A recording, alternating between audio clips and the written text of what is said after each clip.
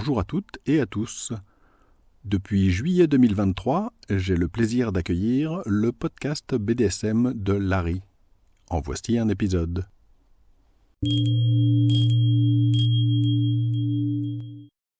Bonjour et bienvenue sur le podcast BDSM de Larry. Je suis Larry, ceci est le 48e épisode. Le thème de cet épisode est le bondage, ses problèmes, risques et dangers. Ce 48e épisode fait partie d'une série de 3 épisodes. Elle a été commencée avec l'épisode numéro 47, dans lequel je présentais le bondage, et où j'expliquais les raisons pour lesquelles on peut vouloir en faire, ainsi que les différentes variantes, les différents types de bondage possibles. L'épisode suivant, qui sera le numéro 49, parlera d'un tout autre sujet, mais qui est très important évidemment, c'est comment se lancer dans le bondage, et éventuellement comment convaincre votre partenaire de s'y mettre.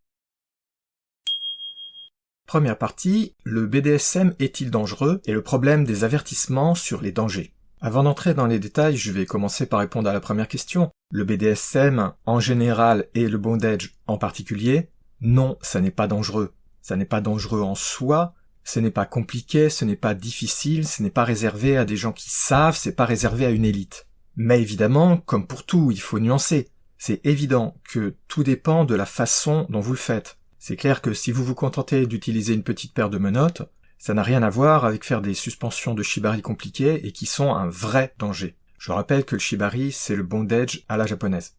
Je sais que je me répète, vous allez m'en excuser, mais il y a un problème de fond quand on commence à parler de choses qui sont sexuelles, et notamment quand on parle de choses qui sont rattachées au BDSM, c'est qu'il y a toujours cette tendance à considérer, à vouloir penser, à vouloir dire, parce qu'il y a plein de gens qui répètent sans arrêt ce genre de choses, que tout ça c'est risqué, ceci, cela, et je ne parlerai même pas des personnes élitistes qui essaient de vous faire croire que ce sont elles les seules personnes qui savent faire du BDSM, qui ont le droit entre guillemets de faire du BDSM, et vous avez pas le droit de faire quoi que ce soit, à moins d'aller en club, de vous faire accepter, etc. Chose totalement ridicule, je sais que je me répète et que je l'ai déjà dit plein de fois, mais c'est une attitude assez répandue qu'il faut combattre.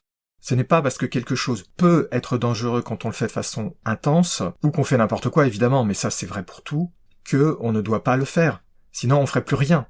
Je prends un exemple tout bête, sortir dans la rue ça peut être dangereux. Vous pouvez vous faire faucher par un vélo qui arrive sans prévenir, par une voiture qui arrive sans prévenir, ou qui respecte pas le feu rouge, ce qui m'est arrivé plusieurs fois. C'est évident que vous n'allez pas arrêter de vivre parce qu'il y a un potentiel risque éventuel dans certains cas. Pour BDSM c'est pareil, je sais que je me répète, mais il n'y a pas de raison de s'en priver, sous prétexte que oui, certes, un certain nombre de choses sont plus ou moins dangereuses, ou en tout cas peuvent l'être si on les fait de façon intense. Alors, parfois il y a des risques, il faut bien le reconnaître, qui ne sont pas évidents. Certains ne sont pas du tout évidents, même si on utilise son bon sens, son esprit critique, etc., on peut ne pas les comprendre, ne pas les percevoir. Mais dans l'ensemble, presque tout ce qui se fait dans le BDSM en général et le bondage en particulier, du moment qu'on reste à des choses qui sont relativement légères, pas sur des durées extrêmement longues, etc., les risques sont vraiment minimums, à part bien entendu les choses imprévisibles, comme par exemple trébucher, ou évidemment des choses pas très amusantes du genre quelqu'un de la famille qui arrive dans la pièce alors que c'était pas prévu, ce qui est plus que gênant dans la plupart des cas. Un des grands problèmes quand on parle des problèmes et surtout des dangers des activités BDSM, c'est que derrière il y a presque toujours un ton assez alarmiste et très exagéré. Je vais vous présenter un exemple tout bête qui n'a rien à voir avec le BDSM ou avec le sexe en général. De façon évidente, il n'y a pas de comparaison entre sortir à pied de chez vous pour aller chercher par exemple une baguette ou des croissants dans la boulangerie du coin et aller en expédition au pôle Nord pour 6 mois. Je pense qu'il est absolument évident que les préparations, le matériel et tout ce qui est nécessaire pour un voyage au pôle Nord, ça n'a rien à voir, ni de près ni de loin, avec juste une petite sortie de quelques minutes à quelques centaines de mètres de chez vous. C'est évident, pas vrai, Je vous apprends rien, c'est trivial. Dans le BDSM, trop souvent, quand on parle des problèmes, quand on parle des dangers, trop souvent, on vous présente les choses comme étant le cas extrême, celui donc de « oh là là, on va au pôle Nord pour 6 mois ». Mais ça, c'est le cas extrême qui concerne 0,0001% des gens. Ça n'a pas de sens de vous présenter que cet angle-là. C'est évident, n'est-ce pas ? Et pourtant, alors que c'est si évident, pourtant, trop souvent, je constate qu'il y a un manque très important de nuances, un manque presque total, c'est-à-dire que ça manque presque toujours, en fait, de prise en compte du contexte. Parce que c'est là la clé, je sais que je me répète, je l'ai déjà dit plein de fois dans d'autres épisodes et dans des articles, Mais le contexte, c'est vital. Et je pense que ça vous paraîtra évident, mais ça va mieux en le disant parce que faut vraiment que vous compreniez. Si vous n'avez pas l'habitude de regarder les documentations, les écrits, les podcasts, les vidéos qui parlent de BDSM, vous pouvez probablement pas vous rendre compte à quel point c'est répandu ces attitudes. Mais c'est très répandu. Il y a une exagération, on considère que les cas assez hors normes, et trop souvent, c'est pas suffisamment mis en avant, parfois c'est complètement ignoré, que la plupart des gens ont pas du tout besoin de ce genre de conseils, c'est complètement absurde. Pire que ça, c'est pas juste absurde, c'est bloquant. Parce que si vous débutez et que vous avez pas mal d'hésitation, ce qui est parfaitement normal, hein, je connais bien ça, c'est naturel au début de vous dire, notamment pour des choses comme le bondage, est-ce qu'il n'y a pas tel ou tel risque? Est-ce que je vais savoir attacher quelqu'un? Est-ce que mon copain, ma copine va savoir m'attacher? Est-ce qu'on risque pas de se retrouver ensuite à plus être capable de se détacher? Bref, c'est tout à fait normal de penser qu'il y a un certain nombre de problèmes, éventuellement de dangers. Mais quand on vous présente tout de suite un discours extrêmement alarmiste, ça a de quoi vous faire reculer. Et ce serait tout à fait normal d'hésiter très fortement, voire de renoncer. Alors qu'il n'y a pas de raison. Bien sûr, vous le voyez, j'en suis sûr, ça peut devenir dangereux. Bien sûr, c'est évident, et je vais en reparler tout à l'heure. Mais c'est très mauvais de présenter les choses uniquement sous l'aspect le plus négatif pur, celui où on va uniquement vous parler du cas extrême, du cas très intense, etc., alors que vous allez vous contenter probablement de quelque chose de très simple et qui n'est pas dangereux. Alors vous m'excusez si j'insiste lourdement sur ce genre de choses, je sais que j'en ai déjà parlé précédemment dans d'autres épisodes, mais c'est vraiment super important. En plus de ça, je vais en parler tout de suite, un autre problème, c'est que quand on vous présente tous ces problèmes, ces soucis, ces dangers, souvent donc avec énormément d'exagération, paradoxalement, et ça c'est vraiment quelque chose que je trouve surprenant, j'arrive pas à comprendre qu'on puisse en arriver là. Trop souvent, je vois présenter tel ou tel problème, certains sont très exagérés, certains sont imaginaires, certains ils ont absolument aucune raison de vous être présentés parce que ce sont des erreurs, c'est n'importe quoi, et je suis très gentil. Et à l'inverse, de vrais problèmes et de vrais risques sont ignorés ou complètement minimisés au mieux, mais en fait dans la plupart des cas, ils sont tout simplement passés à la trappe, c'est-à-dire on n'en parle pas du tout. C'est un tout petit peu dommage quand ce sont des problèmes majeurs, mais bon. Je vais vous les présenter tout de suite d'ailleurs, ces problèmes majeurs qui sont trop souvent ignorés et qui sont très sous-estimés. Donc avant d'aller plus loin, je me répète, il n'y a pas de raison de ne pas vouloir tenter de faire du bondage, d'attacher quelqu'un ou de se faire attacher. Évidemment, comme je viens de l'expliquer, ça dépend de l'intensité, mais vous n'allez pas commencer par des choses totalement extrêmes, c'est évident. Vous n'aurez probablement pas le matériel de toute façon, et puis vous vous rendrez tout de suite compte que c'est pas possible de faire les choses, par exemple, que vous regardez sur Internet. Parce que ça s'improvise pas, des choses vraiment compliquées, notamment des choses de shibari qui sont impressionnantes. Franchement, vous verrez si vous essayez de les reproduire, c'est pas évident. Si vous n'avez pas l'explication de comment ça marche, c'est pas si simple. Mais comme je dis toujours, il suffit d'utiliser un tout petit peu son bon sens, son esprit critique, et il n'y a absolument aucune raison qu'il y ait des problèmes. Deuxième partie, les problèmes et risques majeurs dont on ne parle pas assez souvent et dont l'importance est trop sous-estimée. Je viens de le dire dans la partie précédente. Quand on parle des problèmes du bondage, il y a un certain nombre de points qui sont toujours mis en avant, souvent d'une façon exagérée et présentée mal en fait, et je ne vous parle pas du problème des fausses informations qui vous sont fournies alors que ça a aucun sens. Quand on fait du bondage, c'est sûr, il y a un certain nombre de choses dont il faut tenir compte et auxquelles il faut faire attention. Et si on pousse les choses, que ce soit en intensité ou en durée, c'est vrai, ça peut poser des vrais problèmes et ça peut être de vrais dangers. Je vais en reparler de tout ça dans la partie suivante. Mais avant de parler de ces problèmes-là, il y en a plusieurs qui sont trop souvent oubliés, et pourtant qui sont majeurs, qui sont absolument vitaux, et quand vous allez les entendre, vous allez vous dire « Ah bah oui, c'est évident », mais malheureusement on n'en parle pas assez. Et en plus de ça, ces problèmes-là, ils viennent en quelque sorte avant de faire du bondage ou après. C'est-à-dire c'est pas le bondage en soi qui est le problème, vous allez comprendre tout de suite ce que je veux dire. Le premier problème, qui est absolument majeur, et d'ailleurs l'existence de ce problème-là va avoir une grande importance dans mon épisode suivant, le numéro 49. Ce problème, il va vous paraître évident tout de suite, c'est que qui dit bondage, donc attacher quelqu'un ou se faire attacher, veut dire que la personne attachée est à la merci de la personne qui attache. C'est particulièrement critique, bien entendu, si vous désirez vous faire attacher. Mais c'est aussi un problème si vous voulez convaincre quelqu'un de vous laisser l'attacher. C'est évident, pas vrai, je veux dire, c'est totalement évident que dans toutes les activités du BDSM, le fait de se trouver attaché, donc de se trouver à la merci de l'autre, est le plus gros problème qui soit. Il n'y en a pas beaucoup d'autres qui puissent être pires, à part peut-être des choses du genre l'enfermement, mais là c'est exactement le même raisonnement derrière. Être attaché ou être enfermé, ça revient à peu près au même. Là, même si vous connaissez pas du tout le BDSM, si vous connaissez pas les différentes pratiques qui font partie du BDSM, c'est évident que vous comprenez tout de suite que là, il y a un vrai problème, un vrai risque. Alors évidemment, le plus gros problème, c'est quand vous faites ça, du bondage donc, avec quelqu'un que vous connaissez pas bien ou vous connaissez pas encore. Un inconnu ou une inconnue, entre guillemets. Prenons un exemple simple, vous prenez un rendez-vous sur un site de rencontre BDSM, donc là, avec quelqu'un que vous connaissez pas réellement, pas encore en tout cas, ça va sans dire, ça vous a paru évident que c'est très risqué si vous voulez, vous faire attacher par cette personne inconnue. Et bien entendu, dans le sens opposé, si vous contactez une personne inconnue pour que elle accepte que vous l'attachiez, vous comprenez immédiatement que cette personne, elle a de quoi avoir des hésitations, de sérieux doutes. C'est normal. Parmi les problèmes, vous avez évidemment que vous pouvez tomber sur quelqu'un qui est de mauvaise foi, une personne qui sera plus ou moins agressive, plus ou moins abusive éventuellement. Je sais qu'on en parle trop souvent du terme prédateur alors que c'est en réalité une infime minorité même s'ils ont des effets disproportionnés, mais bon, c'est possible de tomber sur quelqu'un qui a ce genre d'intention, malfaisante bien entendu, donc là évidemment, vous comprenez le risque, c'est clair, mais il n'y a pas que ça comme problème. Vous avez un autre problème qui est si vous tombez sur quelqu'un qui est déraisonnable, par exemple quelqu'un qui est immature intellectuellement. Personnellement, j'en ai rencontré des gens comme ça, des gens qui avaient la cinquantaine et qui avaient encore des mentalités, on aurait cru que c'était des enfants tellement ils étaient totalement incapables de se contrôler, que s'excitaient pour la moindre chose, etc. J'ose même pas imaginer ces personnes-là, qu'est-ce qu'elles pourraient faire en privé et notamment dans des activités BDSM. Ça me fait frémir d'y penser, franchement.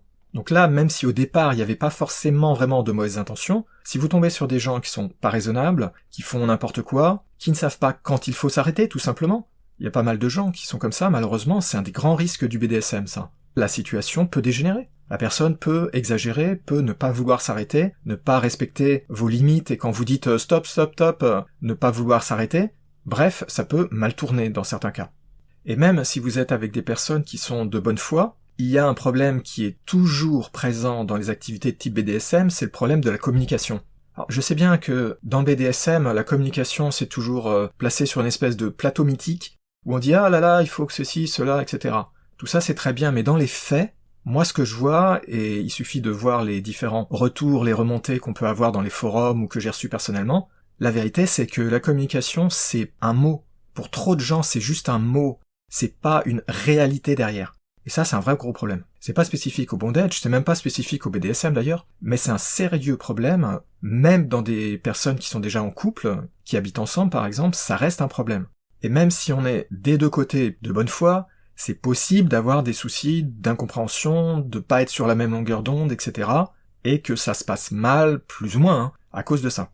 Probablement d'ailleurs que ce sera beaucoup plus fort si vous êtes au début d'une relation et surtout si vous commencez à vous lancer dans des activités BDSM, notamment le bondage. Parce que on n'a pas de recul, c'est normal quand on débute. Et donc il y a des problèmes du genre, on peut sous-estimer par exemple si on est la personne qui attache, les problèmes que ça pose d'être attaché.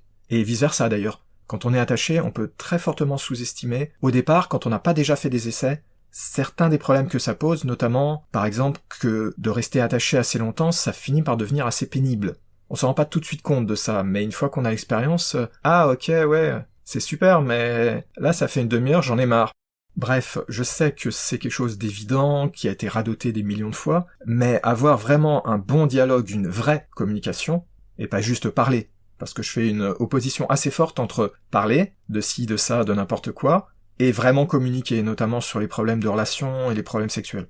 C'est quelque chose d'important, tout le monde dit oui, je fais attention à ça, mais moi je vois les faits, Trop souvent, ça se passe pas si bien que ça, même chez les gens qui disent oui, c'est important, etc. Donc faut faire attention à ça. Je sais, c'est évident, je sais, je devrais pas avoir besoin de dire des choses comme ça, mais ça reste un problème. Et croyez-moi, j'ai reçu des témoignages, c'était pas plaisant à lire, et il y avait beaucoup de soucis qui étaient liés, pour une grande part, à ça tout simplement. Et puis je cite un dernier problème de la même catégorie, qui est assez désagréable, c'est que parfois, et c'est en partie relié donc à ces problèmes de communication, mais c'est aussi parfois des problèmes de comportement de certaines personnes, c'est que vous pouvez, si vous êtes la personne qui attache, vous retrouver dans une situation où en apparence tout s'est très bien passé, mais à la fin, quand on a terminé, quand c'est fini, vous pouvez découvrir que la personne qui était attachée, elle réagit mal, et soudain elle commence à dire que « oh là là, elle se sentait pas bien de ci, de ça », enfin bref, on commence très vite, vous voyez, à parler d'abus et de comportements abusifs, etc., alors que vous tombez des nues parce que vous attendez pas du tout à ce que soudain la conversation tourne vers ça. Alors ça peut arriver pour 2 raisons, hein. Un manque de communication, un refus surtout de communication. Alors ça, je l'ai déjà vu à plein d'endroits, ça. Il y a des personnes, vous ne pouvez pas leur tirer les vers du nez, il n'y a rien à faire, elles veulent pas communiquer. C'est un très gros problème, et très difficile à résoudre. Et vous pouvez donc, dans certains cas extrêmes, mais ça arrive, hein, vous retrouver au pied du mur parce que tout s'était en apparence bien passé, mais en réalité, la personne qui était attachée avait ou pensait avoir un problème, voulait arrêter par exemple, mais ne voulait pas le verbaliser, et là j'ai pas besoin de vous faire un dessin sur les conséquences que ça peut avoir. Ça peut être totalement catastrophique, pour les 2 parties évidemment. Vous allez me dire, comment est-ce qu'on peut résoudre ce problème ?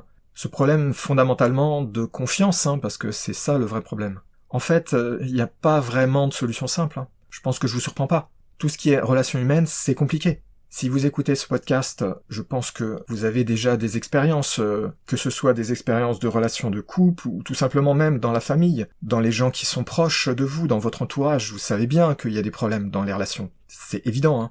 Et même quand on est en couple, ou au moins quand on fait des rencontres, il y a toujours ce problème-là de la confiance dans, tout simplement, le caractère de la personne en face, est-ce que c'est quelqu'un de raisonnable, etc. Donc ça, c'est vraiment très difficile à résoudre, évidemment, hein, je vous apprends rien. Par contre, il y a une possibilité pour minimiser ce genre de problème qui ne dépend pas des relations entre les gens. C'est que, là j'ai parlé de bondage, et j'ai dit, le bondage vous met à la merci, ou vous mettez quelqu'un à votre merci. C'est le problème de fond, hein. Mais en fait, c'est pas forcément vrai. Il est tout à fait possible de trouver des moyens de faire du bondage sans qu'il y ait vraiment ce côté être à la merci totalement. L'exemple le plus simple, c'est quand on utilise des menottes. Personnellement, la plupart du temps, j'utilise en fait des menottes super basiques achetées en sex shop qui utilisent du scratch. Vous savez, la même chose qu'on utilisait et qu'on utilise encore de temps en temps sur des chaussures de sport par exemple, hein.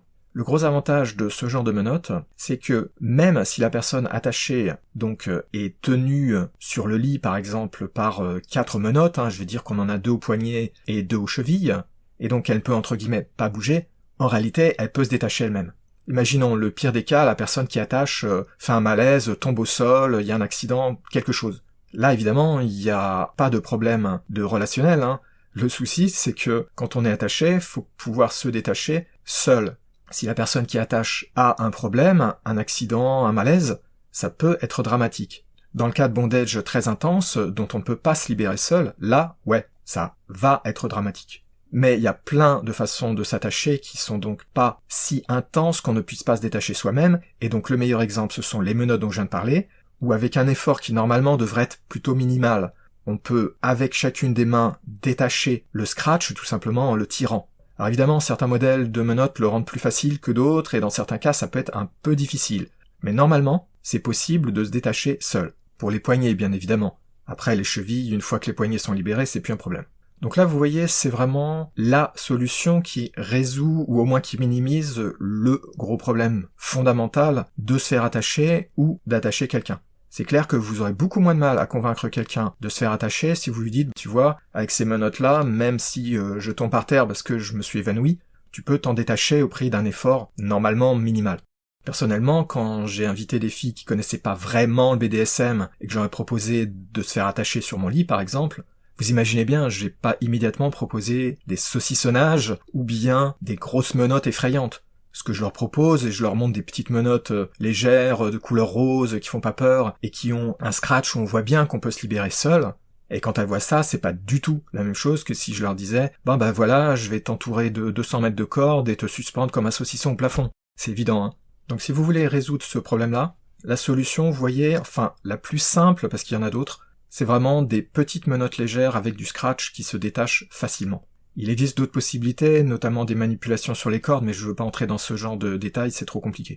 Un deuxième problème qui est trop souvent sous-estimé, il est presque jamais cité, je comprends pas pourquoi, c'est que quand vous faites du bondage, souvent, l'intérêt du bondage, ça va être d'utiliser plus ou moins des cordes.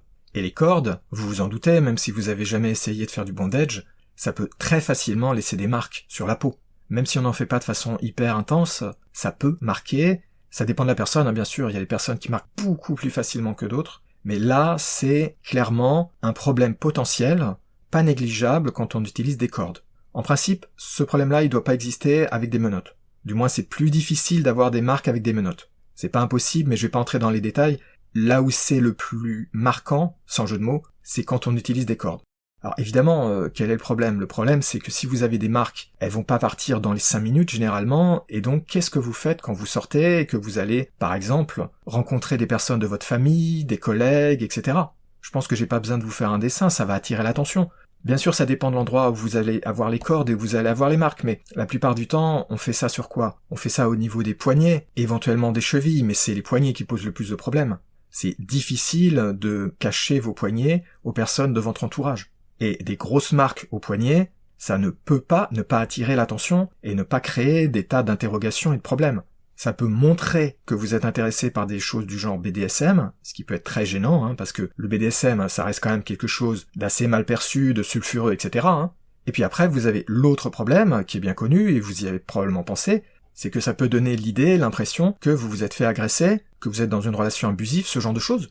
Et là, vous avez beaucoup de problèmes, parce que même si vous expliquez non, c'est rien, ceci, cela, les gens autour de vous vont peut-être pas vous croire, vont peut-être s'en mêler, ou bien garder à l'esprit des choses bizarres que vous voulez pas, ça peut poser de vrais problèmes. Surtout si c'est dans votre famille, vis-à-vis de votre partenaire par exemple. Vous imaginez la situation ? Et la deuxième hypothèse, c'est que les personnes gardent en tête ensuite, même si elles ne le disent pas, que vous faites des choses qui sont, dans leur esprit bien sûr, pas fraîches, parce que le BDSM ça reste mal perçu, etc. Et ça aussi, ça peut poser plein de problèmes. Alors je pense que ça vous paraît évident, que c'est un problème, mais vous voyez, c'est très très peu évoqué, et ça je comprends pas pourquoi. Ça devrait être un des points majeurs quand on parle des problèmes du bondage, avec des cordes surtout. Ça devrait être mis en exergue que, attention, si ça vous laisse des marques, ça peut ensuite être gênant vis-à-vis de votre entourage, la famille, les collègues, etc. Je voudrais revenir pour un troisième point sur quelque chose que j'ai déjà évoqué quand j'ai parlé du problème de se mettre à la merci de quelqu'un. C'est le problème de fond en général du BDSM, c'est tout ce qui est communication, échange. Comme je l'ai déjà évoqué, je vais être beaucoup plus bref, mais c'est vraiment un point qui est important, qui est très important, et pourtant qui est très simple, on parle pas de choses particulièrement poussées là. Notamment, l'un des plus gros problèmes, c'est au moment où quelqu'un est attaché, si la personne ne dit pas tout de suite qu'il y a quelque chose qui va pas, c'est un très gros problème, et ça peut déclencher de vrais soucis, et ça peut tourner même dans les pires cas à la catastrophe. Je prends un exemple, vous avez des liens qui sont posés sur vous, par exemple, vous commencez à sentir un peu que, par exemple, la jambe s'engourdit, vous avez un petit peu des problèmes au niveau du pied, vous le sentez plus trop, enfin, bref, vous vous sentez pas bien. Là, il faut le dire tout de suite. Alors, il y a des chances que ça vous paraisse totalement évident, ce que je viens de dire. Vous allez vous dire, ouais, il radote, là, c'est vraiment quelque chose d'évident. Je le ferais, moi, si j'étais dans cette situation-là. N'empêche qu'il y a beaucoup de gens qui ne le font pas, il y a beaucoup de gens qui ne parlent pas. Pour des tas de mauvaises raisons, et ça, c'est très, très, très problématique.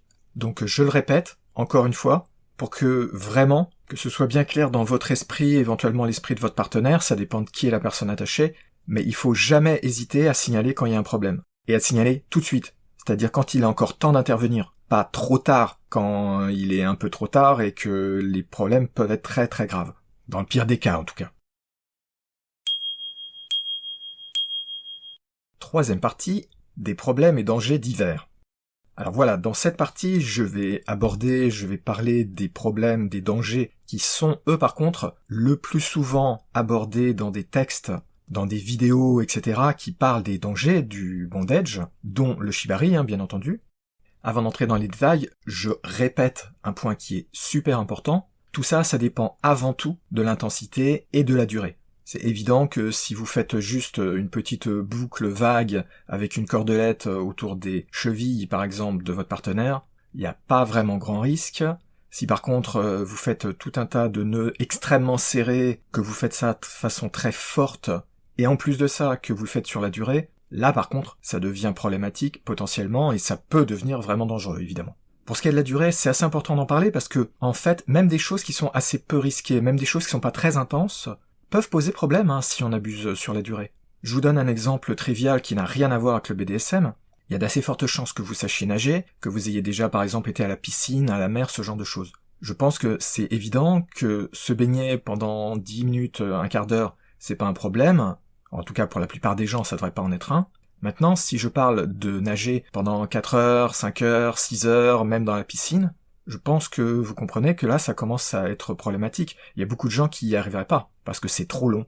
La durée, c'est important, même si l'intensité de ce qu'on fait, elle est pas très forte, on peut avoir des problèmes. C'est juste la fatigue, par exemple, le fait d'être dans des positions qui sont pas totalement naturelles, et puis je vais en parler tout à l'heure, quand on a des compressions, même si elles sont pas très fortes, ça peut poser des problèmes, notamment des fourmis, des choses comme ça, je vais en parler tout à l'heure plus en détail. Je viens de parler de 2 facteurs majeurs, l'intensité et la durée. Il y a un 3e facteur qu'il faut pas négliger, c'est tout ce qui est position. C'est-à-dire, la personne attachée, on peut l'attacher dans plein de positions possibles. Une des positions les plus basiques, ça va être par exemple quelqu'un qui est assis sur le lit et à qui on attache les poignets, éventuellement les chevilles. Mais souvent, pour en tout cas les genres de choses par exemple que moi je fais, l'envie qu'on aura, ce sera plutôt d'attacher la personne au lit, c'est-à-dire au montant du lit. Typiquement, ça va être ce que j'ai déjà évoqué, c'est-à-dire attacher quelqu'un en croix avec les bras écartés, les jambes écartées et attaché au montant du lit. Ce qui est une des meilleures positions pour ensuite faire plein de choses à la personne attachée, évidemment. Mais il existe aussi pas mal d'autres positions qui sont plus difficiles à tenir et qui sont plus délicates. Un exemple assez connu, je pense, ou au moins auquel on peut penser assez rapidement, c'est de mettre les jambes de la personne qui est attachée soit plus ou moins en l'air, soit rapprochées de la tête, et maintenues, écartées typiquement, pour avoir un meilleur accès à la personne et pouvoir faire plein de choses. Et là, vous voyez, même si c'est pas encore quelque chose de très compliqué, il n'empêche que déjà, on commence à demander plus d'efforts à la personne. Avoir des membres comme ça qui sont en l'air, c'est pas forcément si facile à tenir, même quand on a des cordes pour soutenir un minimum, Il y a plein de techniques, alors là je vais pas entrer dans les détails, mais il y a plein de techniques pour minimiser justement le stress que ça donne dans les membres, en utilisant par exemple des sangles avec des gros morceaux de tissu pour aider à absorber la tension et la pression, et puis on met ça sur les jambes pour aider la personne à tenir les jambes en l'air sans que ce soit trop douloureux. Mais même si on arrive à faire ça, c'est une position déjà qui est nettement moins confortable, et même si ça va pas forcément poser un problème tout de suite, on peut après avoir des petits soucis, comme par exemple plus ou moins des courbatures et des choses comme ça. Et là, je parlais de quelque chose qui est encore relativement simple et pas encore trop contraignant, mais il y a plein d'autres positions possibles dans lesquelles le corps de la personne attachée est plus ou moins plié. Notamment, vous avez des positions où on replie les jambes sur le corps, par exemple, on ramène plus ou moins les genoux sur la poitrine, ce genre de choses. Bref, il y a pas mal de positions comme ça qui sont certes intéressantes, qui permettent de faire des choses intéressantes, qui peuvent être jugées très sexy et tout, mais qui amènent vraiment beaucoup de stress, une grande tension sur le corps de la personne attachée, et là, faut se méfier. Faut se méfier parce que c'est fatigant, et en plus de ça, ça augmente fortement les risques, notamment les problèmes au niveau des veines et des nerfs dont je vais parler tout à l'heure. Ça augmente les risques au niveau aussi de laisser des marques, de laisser des traces. Bref, si on fait ce genre de choses, faut se méfier. Ce sont des choses que je dirais sont relativement intenses, mais ce qui est surtout important, c'est la durée en fait. C'est-à-dire faire ça pendant 2-3 minutes, ça va. Le faire pendant une demi-heure, ça commencerait à être risqué. Le faire plus, si on fait vraiment les choses que je viens d'écrire là, c'est probablement déraisonnable, voire très déraisonnable, à part bien entendu si on est très entraîné, très sportif, etc. Donc faut pas oublier ce facteur-là aussi, il est relié à l'intensité et à la durée, sont vraiment 3 facteurs qui jouent ensemble de façon très forte. En résumé, si vous voulez faire des choses qui sont un tout petit peu comme ça, dans des positions pas totalement naturelles, un peu difficiles à tenir et qui apportent du stress, il faut vraiment faire beaucoup plus attention. Un deuxième point qui est tout bête et qui est assez souvent évoqué, un peu trop souvent en réalité, mais c'est le problème de plus pouvoir détacher la personne qui est attachée. Alors là évidemment, il y a 2 choses qui viennent à l'esprit. Il y a la personne qui est attachée avec des cordes et on a fait des nœuds qu'on n'arrive pas à défaire, et là c'est un peu la panique. Le deuxième, c'est le coup des menottes dont on a perdu la clé. Alors pour la corde, c'est vrai que ça peut être un problème, et si on connaît pas, qu'on fait plein de nœuds alors que c'est pas en fait nécessaire la plupart du temps, on peut faire effectivement des nœuds qui sont difficiles ou impossibles à défaire. Ça peut arriver. Alors pour éviter ce genre de problème, c'est assez simple, vous vous en doutez certainement. Faut avoir une paire de ciseaux adaptés, de préférence qui n'ont pas des bouts super aigus, pointus, etc. pour dans le pire des cas être capable de couper la corde. Mais faut dire la vérité, le problème viendra sûrement d'abord du fait d'avoir mal choisi les types de cordes, par exemple des cordes qui sont trop fines, et puis aussi d'avoir mal choisi les nœuds ou d'avoir abusé sur les nœuds. Alors après, ça peut arriver aussi parce que vous avez par exemple la personne attachée qui a beaucoup tiré sur ses liens, et là ça a pu resserrer les nœuds de façon un peu imprévue. Ça peut arriver, hein, évidemment. Dans un cas normal, vous devriez pas trop avoir ces problèmes-là, mais comme ça arrive, la solution c'est vraiment les ciseaux. Maintenant, vous avez un autre cas, donc c'est le cas des menottes dont on a perdu la clé. Alors personnellement, j'ai un peu de mal à la comprendre, cette problématique-là, parce que visiblement c'est un problème qui doit être relativement fréquent, puisque j'ai lu sur un certain nombre d'articles, de commentaires de forums, des discussions sur ça, et par exemple, je me rappelle avoir lu des articles qui disaient que les pompiers, notamment à certaines époques de l'année, les époques où les couples se jettent dans des ébats de type BDSM, étaient assez régulièrement appelés par des gens qui sont coincés parce que les menottes, elles sont fermées, la clé ne marche pas ou est perdue, et tout le monde n'a pas une pince Monseigneur pour se détacher. Alors j'en profite puisque je parle de la pince Monseigneur, vous pouvez trouver facilement pour à peine une dizaine d'euros une petite pince justement qui est faite pour couper des chaînes par exemple. On appelle parfois ça une pince coupe-boulon et on peut en trouver une basique à une dizaine d'euros. Donc si vous avez des problèmes, des peurs à ce niveau-là, vous pouvez vous procurer donc une pince de ce genre-là. Moi j'en ai une chez moi parce que je fais des tas d'opérations avec des chaînes et j'ai besoin donc de couper les chaînes aux bonnes longueurs. Mais ça peut aussi servir donc à couper une menotte qui serait rétive. Maintenant, la raison pour laquelle je comprends pas le problème, c'est que, en tout cas pour les menottes métalliques qui sont vendues dans les sex shops, typiquement les choses bas de gamme, que, entre parenthèses, je recommande surtout de ne pas utiliser, de ne pas acheter. C'est de la cochonnerie dans presque tous les cas, c'est pas cher et ça se voit que c'est pas cher, et c'est dangereux pour les poignets. Ça fait mal aux poignets, ça peut vraiment abîmer les os au niveau des poignets, et en plus de ça, ce genre de menottes bas de gamme, elles sont mal fichues, c'est-à-dire une fois qu'elles se ferment, on ne peut pas les bloquer en position fermée, on peut continuer à les fermer de plus en plus fort, il n'y a pas de bloqueur pour empêcher qu'on aille au-delà d'un certain seuil. Et ça c'est super mauvais et c'est dangereux. Mais évidemment, faut pas s'attendre à mieux pour du bas de gamme. Alors moi, pour ce que j'ai pu voir comme menottes bas de gamme qui étaient vendues dans les sex shops, à chaque fois, j'ai remarqué qu'il y avait un petit poussoir sur le côté qui permet d'ouvrir la menotte. Celle que j'ai par exemple, que je n'utilise pas, mais que j'ai chez moi, je n'ai même pas besoin de la clé parce que quand je les ferme par exemple pour faire des photos pour montrer le modèle à ne surtout pas acheter, eh bien il me suffit de pousser le petit bouton sur le côté pour qu'elle s'ouvre immédiatement. Et j'ai regardé sur internet, j'ai regardé des photos avec attention, et à chaque fois j'ai vu qu'il y avait l'équivalent sur toutes les menottes pour lesquelles j'ai vu passer des photos. Alors du coup j'ai un peu de mal à comprendre pourquoi les gens ont du mal à les ouvrir. Alors peut-être qu'il en existe des modèles, certainement qu'il en existe des modèles qui n'ont pas ce mécanisme de sécurité, mais des modèles d'entrée de gamme, ça me surprend un peu, mais il faut croire que ça existe. Et par contre, pour des modèles plus sophistiqués, là, ça ne sera probablement pas présent, ce mécanisme de sécurité. Mais là, je n'en parlerai pas en détail parce que c'est des modèles qui valent tellement cher que ça vaut pas la peine de vous y intéresser si vous débutez.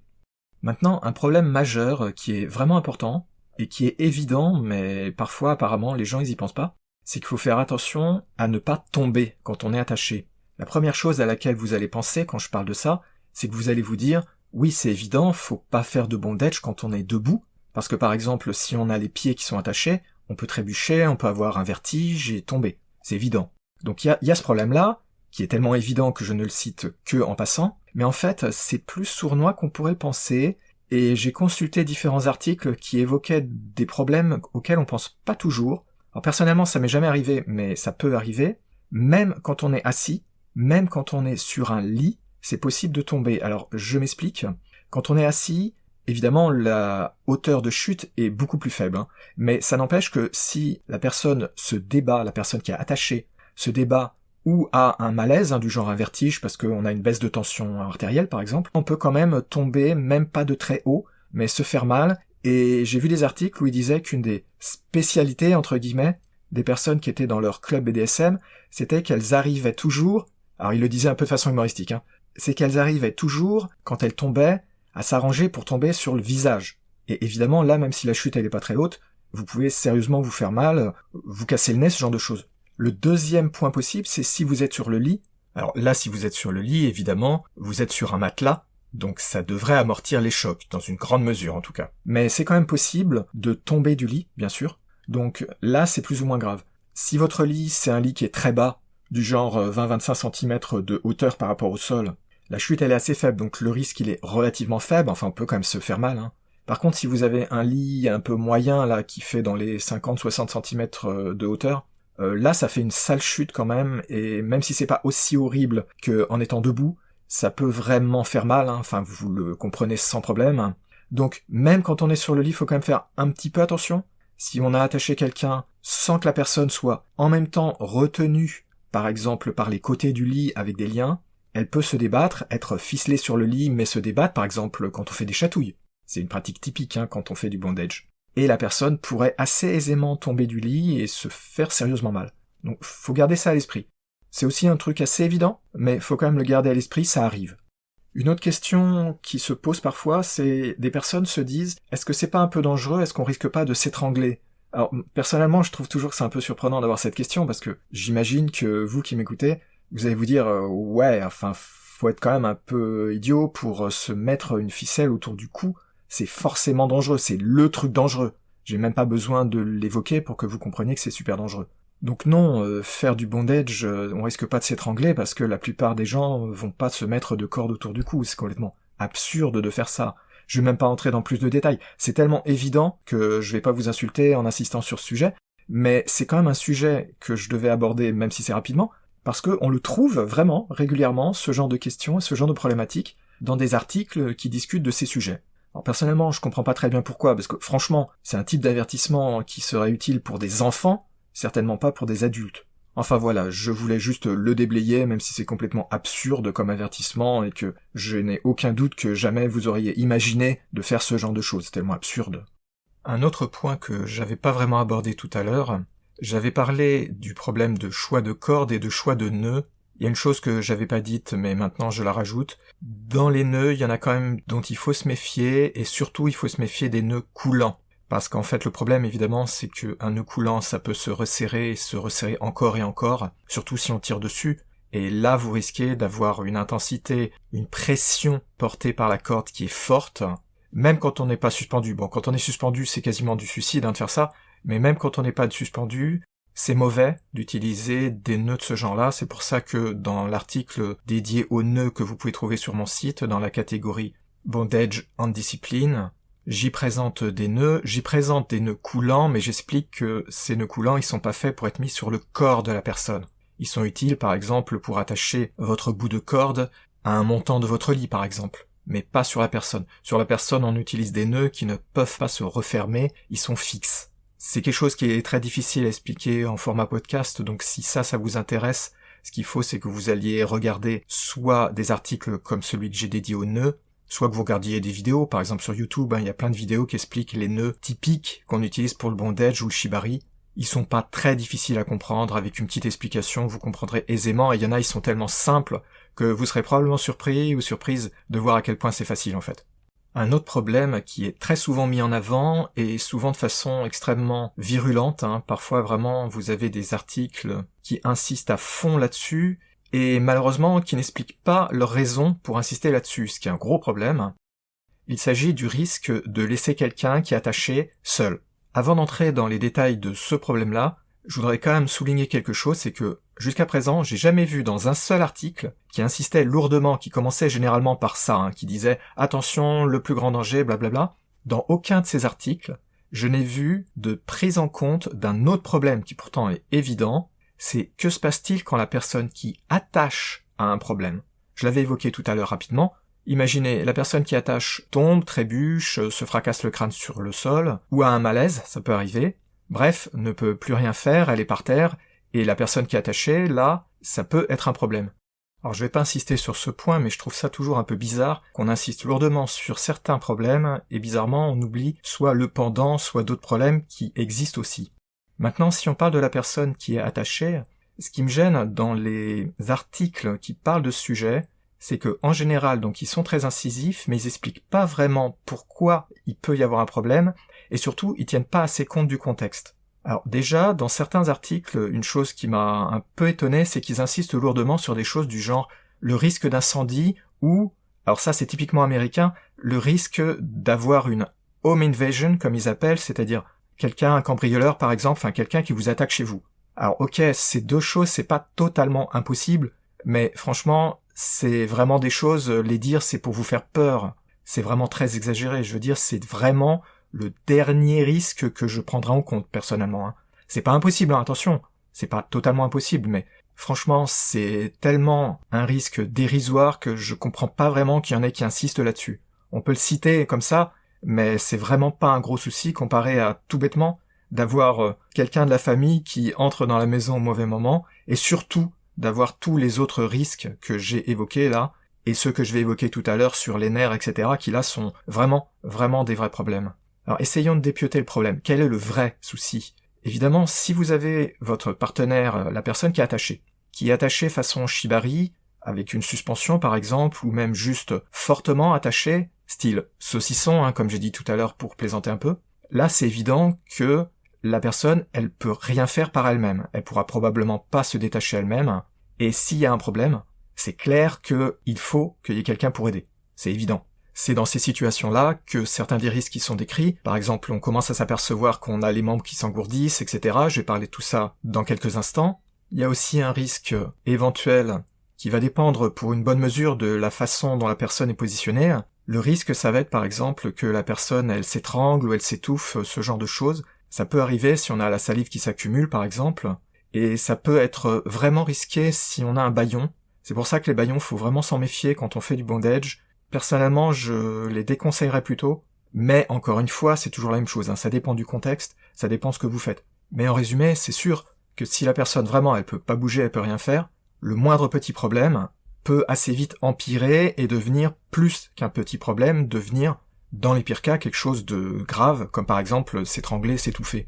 Dans ces situations, ça paraît raisonnable de dire qu'il faut pas laisser la personne hors de vue, du moins pas plus que quelques secondes, le temps d'aller par exemple au bout de la pièce chercher un accessoire BDSM, ce genre de choses. Ce qu'il y a, c'est que ce qui me gêne quand on parle de ce genre de choses, c'est que ça implique presque toujours que la personne, elle est justement, comme je viens d'expliquer, saucissonnée, ou bien suspendue, façon shibari, enfin qu'on fait des choses assez intenses. Mais si tout ce que vous faites, c'est juste d'avoir mis la personne sur le matelas et de l'avoir attachée simplement en mettant des menottes aux poignets et aux chevilles, là vous voyez, c'est un exemple où franchement la personne, elle peut très bien se débrouiller dans presque toutes les situations. Donc cet avertissement-là, il a plus vraiment de sens. C'est même plus qu'il est relatif, c'est qu'il a pas de sens du tout. Et ensuite vous avez la situation un peu entre les deux, où la personne est plus sérieusement attachée, où elle a du mal à bouger. L'exemple de tout à l'heure est un bon exemple, celui de la personne attachée en croix, bras et jambes écartés. Même si c'est juste avec des menottes dont on peut se détacher, c'est vrai, c'est possible qu'il y ait des petits soucis, et là, dans le pire cas, je le reconnais, ça peut être un problème.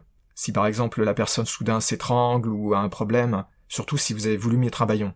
Bon, là effectivement, même si elle est capable de se détacher par elle-même, s'il y a un moment de panique, etc., si vraiment il faut se détacher en un instant, là c'est clair, faut le reconnaître, c'est pas possible si on est en pleine panique d'arriver à garder son sang-froid suffisamment longtemps pour même détacher quelque chose de très facile à détacher. Cela dit, dans la plupart des cas, dans la plupart du temps quand même, je pense que c'est un peu exagéré de dire qu'il faut absolument pas quitter la personne des yeux. Je pense pas que ce soit spécialement risqué de vous éloigner ne serait-ce qu'une minute ou deux pour aller aux toilettes par exemple, quitte si vous avez un doute à faire, que moi je ferais, c'est-à-dire au moins à détacher partiellement un des poignets de la personne. Comme ça, on sait que la personne, elle peut se tourner sur le côté, si jamais par exemple elle est en train de s'étouffer, elle peut se tourner sur le côté, ce que de toute façon vous pourriez pas faire beaucoup mieux si vous étiez là, franchement. Donc je dis pas qu'il n'y ait pas besoin de faire attention. C'est sûr que c'est mieux si on peut être là en permanence. Mais ce que je voulais souligner, c'est que ce qui me gêne quand on parle de ce sujet-là, c'est qu'il y a presque toujours une exagération dans le « oh là là, ce serait catastrophique, c'est super dangereux, et puis l'incendie, un bandit vient avec un fusil, etc. » Bon, faut quand même relativiser un petit peu. Maintenant, pour être bien clair, je veux pas dire non plus qu'il faut laisser votre partenaire, ou que votre partenaire vous laisse pendant une demi-heure le temps d'aller faire des achats à l'extérieur, ou plusieurs heures. J'ai déjà lu des témoignages comme ça, qui étaient assez bizarres. En toute sincérité, c'était plus que bizarre. De personnes qui s'absentaient comme ça pendant toute la journée en laissant quelqu'un attaché, et vraiment attaché, sur un lit. Franchement, là, c'était un cas exceptionnel. Ça faisait peur à lire. Mais là, c'était un cas tellement déraisonnable que personne de normal n'aurait fait ça. Et d'ailleurs, le témoignage auquel je pense soulignait largement que c'était n'importe quoi et qu'il était furieux envers sa partenaire. Donc, ce que je veux vraiment souligner, c'est que il faut faire attention, il faut quand même, quand on est la personne qui attache, faire très attention, parce qu'on a une grande part de responsabilité, évidemment, mais cette attention, elle doit être d'autant plus intense qu'on fait des choses intenses. Et c'est sûr que si vraiment on a quelqu'un qui est totalement immobilisé, là, il faut faire vraiment attention, et là, effectivement, je pense raisonnable de dire qu'on peut pas se permettre de s'absenter, sauf, comme je venais de l'expliquer, en détachant au moins partiellement la personne pour qu'elle puisse bouger. Voilà, je voulais juste un petit peu souligner, un petit peu remettre de contexte et de nuances sur ce point précis, parce que je trouve toujours que ça manque un petit peu de clarté quand on parle de ça. On vous fait un petit peu peur, c'est ça qui m'ennuie. On vous fait un petit peu peur alors qu'en réalité, une simple réflexion en utilisant un peu son bon sens permet de juger que oui, effectivement, c'est complètement déraisonnable et risqué de s'en aller si on voit que la personne elle est immobilisée. Je veux dire, c'est évident, on ne devrait pas avoir besoin de le dire. Un autre problème qui est là, très connu, qu'on met toujours en avant, et là c'est pas à tort, c'est un vrai problème et c'est potentiellement un vrai danger à ne pas sous-estimer. Ce sont deux problèmes en fait, c'est les problèmes de circulation sanguine coupée et la pression sur les nerfs. Quand on fait du bondage, notamment du bondage avec les cordes, il est possible de faire passer les cordes à des endroits qui sont pas adaptés, notamment au niveau où il y a des veines et des nerfs qui sont plus proches de la surface, et là, si on serre trop, ça peut être mauvais ou très mauvais. Il y a le problème aussi de l'intensité et de la durée, bien entendu, le plus gros problème étant la durée. Même si on ne fait pas les choses de façon super intense, les faire pendant longtemps, ça peut suffire à créer un problème. Même simplement en étant immobile, vous avez peut-être déjà eu ça, on peut avoir des fourmis dans les bras, dans les mains, dans les pieds, ce genre de choses. Ça, c'est exactement le genre de problème qu'on peut rencontrer, évidemment, en faisant du bondage. Pour ça, il y a un certain nombre de choses à éviter. Il y a des endroits où il faut éviter de mettre des liens, et en tout cas de serrer fort. Mais là où il y a un très gros problème, c'est que ce genre de choses-là, en général, ça se sent pas tout de suite. Et ça, c'est très très très dangereux, parce que c'est sournois. Je vais vous prendre un exemple opposé. Imaginons que vous faites quelque chose du genre une fessée. Si la personne qui reçoit la fessée trouve que c'est trop fort, elle le sent tout de suite, elle va dire tout de suite « Aïe, on arrête ». Vous voyez, c'est immédiat, on sait qu'on doit s'arrêter. Maintenant, imaginez que la personne ne se rende pas compte que ça fait mal, et quand ça fait trop mal, c'est un signe d'alerte en fait qu'il y a quelque chose qui va pas. Imaginons que la personne ne le sache pas et qu'il y a un décalage de 10 minutes. Vous n'avez pas de raison que vous arrêtez, donc vous continuez, mais si la personne, vraiment, elle trouvait que c'était vraiment trop, ça peut vouloir dire déjà qu'on atteignait une certaine limite, et là, peut-être que la personne, après, elle va en garder des bleus extrêmement forts, par exemple, ou pire. Et là encore, je parlais que de la fessée, c'est rien du tout comparé à certaines autres activités BDSM. Donc, dans le cas, par exemple, du fouet, de la fessée, etc., on peut ressentir la plupart des problèmes tout de suite. Bon, il peut y en avoir qu'on ne ressent qu'après, mais je vais simplifier. Par contre, quand on a des problèmes de pression sur les nerfs et de coupure de vaisseaux sanguins, en général, ça va pas se sentir immédiatement, ça va se sentir plus tard, et notamment quand on aura enlevé les liens. Je vous prends un exemple que j'ai déjà un peu évoqué tout à l'heure. Prenons l'exemple classique où vous êtes allongé sur le lit, par exemple, et vous changez de position, et soudain, au moment où vous changez de position, là vous avez les fourmis, vous avez des problèmes, par exemple, dans les bras, dans les mains, dans les doigts. C'est un classique, je pense que vous l'avez déjà expérimenté au moins une fois, probablement. Et là, vous voyez, c'est quelque chose dont on s'aperçoit pas immédiatement. Si vous aviez su, dès le moment où il y avait justement, par exemple, le blocage d'un vaisseau sanguin ou de plusieurs vaisseaux sanguins, si vous en étiez aperçu tout de suite, vous auriez immédiatement changé de position et du coup vous auriez pas eu ce problème d'avoir des fourmis, etc. Seulement, on s'en aperçoit généralement que soit quand ça devient très fort, soit quand on change de position. Puisque quand vous changez de position, la pression s'enlève, le sang recommence à circuler et c'est là qu'il y a le problème.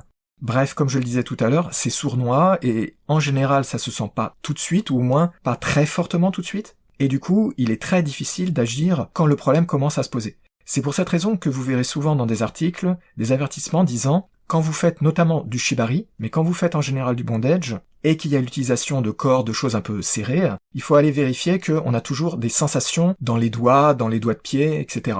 Surtout dans les extrémités en fait. » La raison, c'est ça. C'est que si vous commencez à vous rendre compte que la personne attachée, ou si elle arrive à se rendre compte, en essayant de bouger les doigts, etc., qu'il y a quelque chose qui va pas, là c'est un signe d'alerte, il faut se dire « Ouh, il y a peut-être un problème, faut soit qu'on ralentisse les choses, soit qu'on arrête. » Et ça, vous voyez, c'était pas une évidence. Si on n'a pas fait déjà des essais, si on n'a pas déjà eu des problèmes, ou qu'on n'a pas eu un avertissement, ce sont pas des choses auxquelles on pense forcément, et on peut avoir un sérieux souci, voire un accident, parce qu'on savait pas. Ce qui est normal, on peut pas le savoir à l'avance.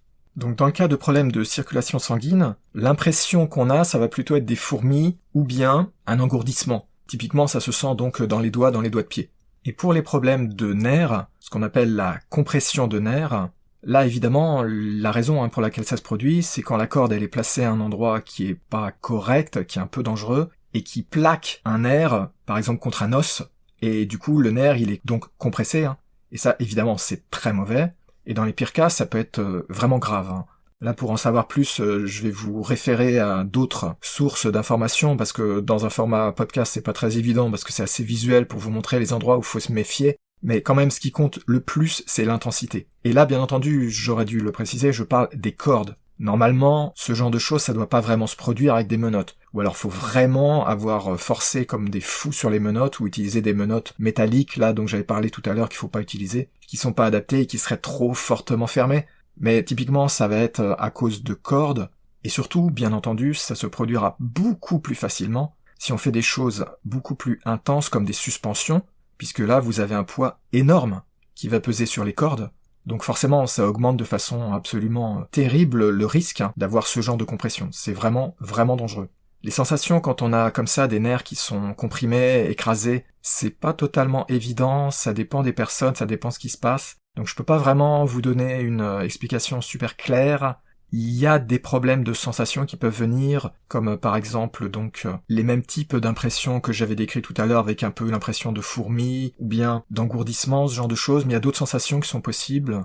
Et malheureusement, comme je l'expliquais tout à l'heure, ça risque fortement de ne pas trop se sentir, ou du moins c'est pas super clair, tant qu'on n'a pas détaché la personne, qu'il n'y a pas eu un peu de temps qui est passé, et où là on s'aperçoit, j'arrive plus à bouger ma main, qu'est-ce qui se passe, ce genre de choses. Alors, je me répète, mais ça peut vraiment être dangereux, et c'est une des raisons majeures pour lesquelles les suspensions dans le shibari, le bondage à la japonaise, sont si dangereuses. Je vous donne un exemple, même si c'est évident, Moi, je pèse environ 68 kilos. Pour un homme, je suis même pas très lourd parce que de nos jours, la moyenne, c'est plutôt dans les 80 et quelques kilos. Mais déjà, 68 kilos, c'est pas négligeable.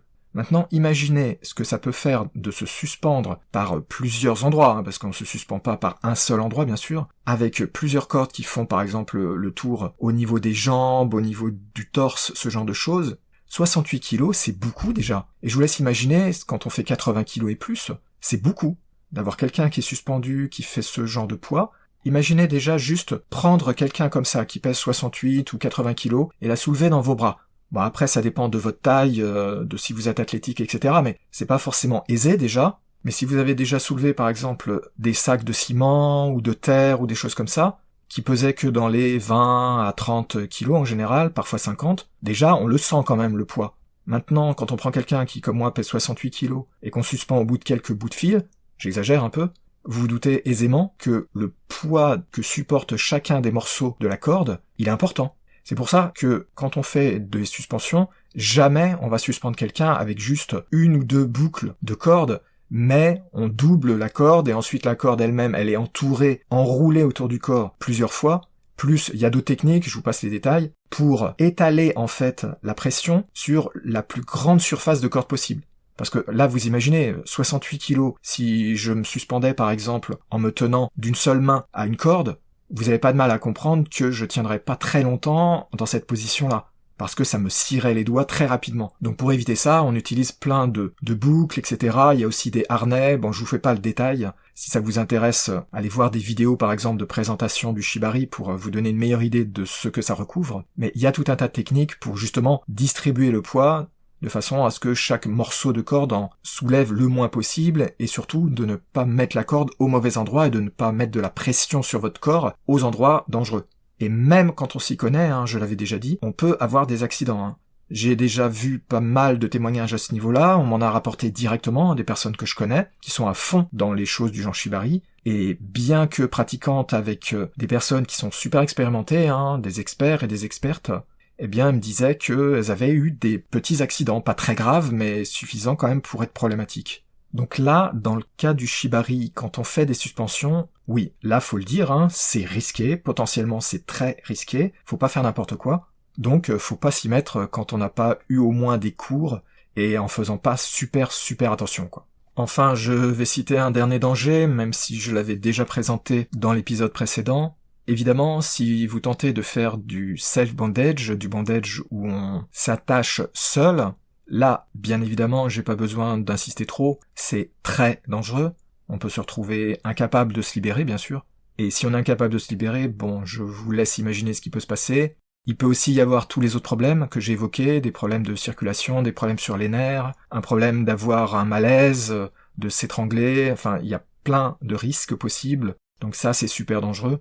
Je l'avais déjà dit dans l'épisode précédent que c'était risqué par nature, mais je pense que j'avais pas vraiment besoin de le répéter et même de le dire tout court, parce que c'est tellement évident.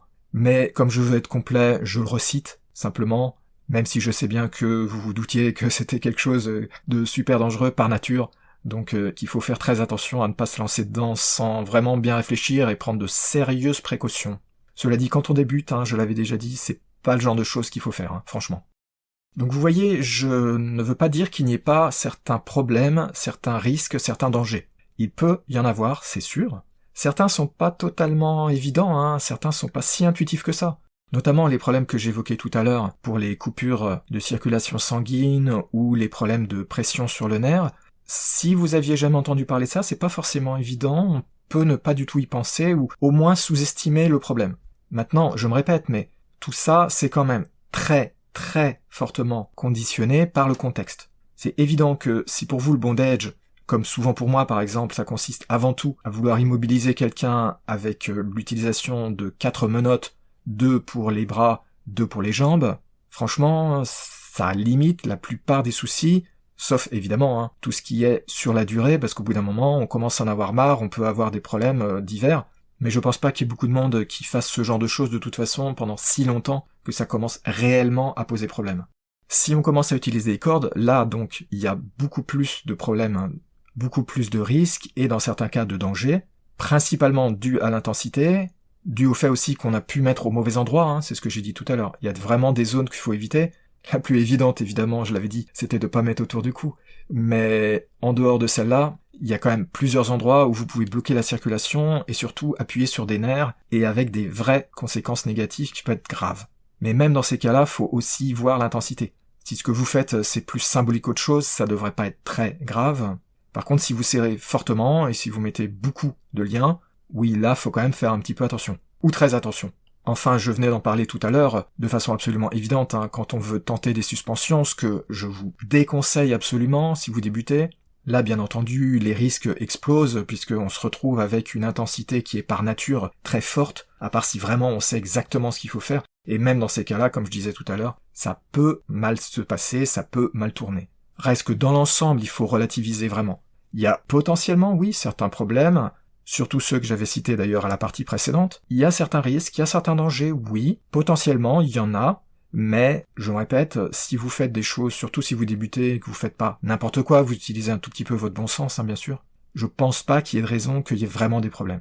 Comme je l'ai dit depuis le départ, le problème, c'est le contexte. Quand on vous présente les dangers, presque toujours le contexte est ignoré. Mais c'est clair que quand on fait des choses légères, notamment quand on utilise des menottes, là c'est vraiment le cas où moi j'estime que c'est le moins dangereux, c'est absolument clair que le risque est très faible, à condition, bien sûr, je l'ai déjà dit, vous m'excusez si je me répète sans arrêt, je sais que je radote, mais il faut utiliser un tout petit peu son bon sens et un tout petit peu son esprit critique. Mais en dehors de ça, il ne devrait pas y avoir vraiment de très gros problèmes. Après, évidemment, plus vous voulez faire des choses qui sont intenses, entre guillemets extrêmes, plus vous voulez faire des choses compliquées parce que vous avez progressé, que ça fait pas mal de temps que vous en faites et vous voulez faire des choses qui sont plus avancées, entre guillemets, là, évidemment, le risque, il augmente, c'est normal, c'est comme pour tout. C'est comme pour faire du vélo, comme je disais tout à l'heure, ou bien comme sortir pour aller acheter du pain à la boulangerie, c'est pas la même chose que d'aller 6 mois au pôle Nord. Faut adapter sa réponse et faut adapter ses mesures de prudence et de sécurité, évidemment. J'imagine que vous pensez que ça va de soi et que c'est évident. Je le répète juste pour être complet. Ce que je voulais, c'était dresser un tableau général des problèmes, mais il est important de les relativiser, ce qui ne veut pas dire qu'il faille pour autant totalement les négliger, faut pas dire qu'il n'y a pas de problème non plus. Faut juste mettre les choses à leur place, tenir compte du contexte. C'est important, et faut pas se laisser paralyser non plus, c'est-à-dire faut faire attention, faut garder l'esprit ouvert, mais il faut pas vous laisser paralyser en vous disant « Ouh là là, ça me paraît super dangereux, je fais plus rien ». Ce qui est un risque qui est pas négligeable. Dans le BDSM, on a pas mal de problèmes avec ça, pas mal d'hésitations compréhensibles, pas mal de scrupules, et c'est pour ça que j'insiste toujours pour remettre les choses à leur place, pour recontextualiser. C'est vraiment, vraiment important.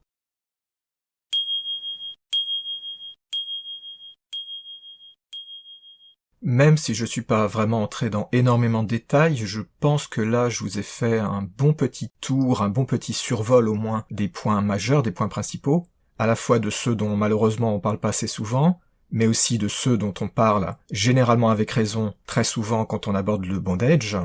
Je me répète parce que je viens de lire, au moment où j'étais en train d'enregistrer cet épisode, des pages web de personnes qui font du bondage, qui écrivent sur bondage, et qui sont très alarmistes, avec des choses du genre « le bondage, c'est une pratique limite ». En gros, ils sont en train de vous dire que le bondage, en tout cas le bondage avec des cordes, c'est quelque chose de dangereux et faut faire très attention, blablabla.